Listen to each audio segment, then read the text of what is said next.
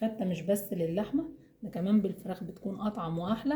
هنعمل النهاردة فتة فراخ بطريقة بسيطة طعمها روعة. هجيب 5 ترغيفة من العيش الشامي او اللبناني، هقطعهم مكعبات بالشكل ده، اعملهم اصابع طولية الاول وبعدين اقطعهم مكعبات.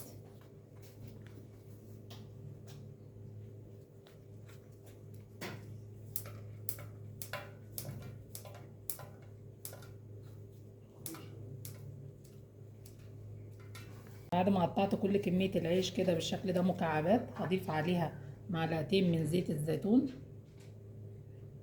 ادخلهم الفرن على نار عالية يتحمصوا.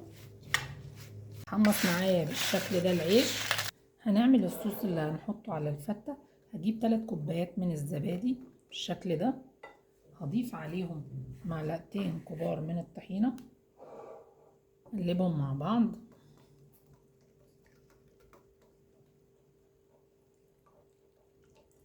هضيف عليهم عصير نص ليمونة، 3 فصوص من الثوم المفرومين، نص معلقة ملح، واقلب الصوص كله كده مع بعض. امتزج الصوص معايا بالشكل ده، هشيله في التلاجة لحد تقديم الفتة. حلة على النار فيها معلقة زيت كبيرة، معلقة سمنة، هنزل عليهم ب3 كوبايات من الرز المصري المغسول والمتصفي.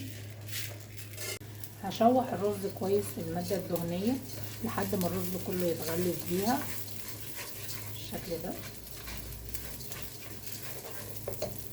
هضيف عليه معلقة كاري صغيرة، معلقة كركم صغيرة، معلقة فلفل صغيرة، معلقة ملح صغيرة. هقلب الرز في التوابل دي كلها بالشكل ده عشان ياخد من طعمها. هضيف مكعب مرق خضروات. شوحت الرز كده بكل التوابل. هنزل على الرز بتاعي ب4 كوبايات ونص من المية المغلية. لكل كوباية رز مصري كوباية ونص من المية المغلية. دي في المية زي ما ياخد الرز معاكي. اغلي الرز معايا بالشكل ده، هظبط الملح بتاعه واسيبه لحد ما يتشرب، وبعدين اهدي النار عليه لحد ما يكمل تسويته.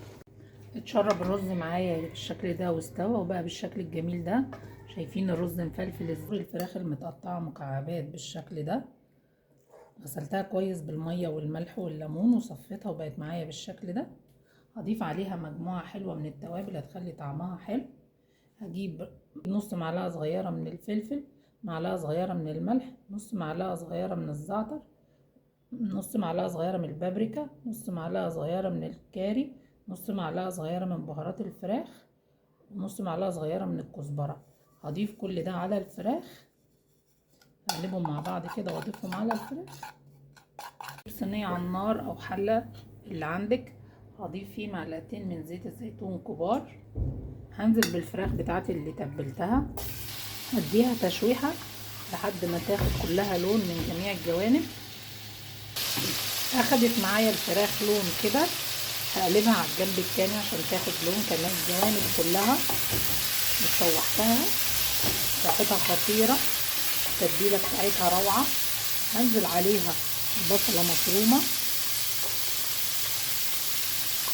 بالشكل ده، 3 فصوص من الثوم هبشرهم بالشكل ده. بعد ما شوحت الفراخ كده مع البصلة والثوم بالشكل ده ودبلت البصلة، هنزل عليها بكوباية مية مغلية. هسيب الفراخ تكمل فيها تسويتها. شربت معايا الفراخ بالشكل ده واستوت. هطفي عليها النار. نحضر الفتة بتاعتنا. نحط الاول، هضيف شوية من الصوص ده على العيش بالشكل ده عشان يطريه شوية ويخلي طعم العيش حلو.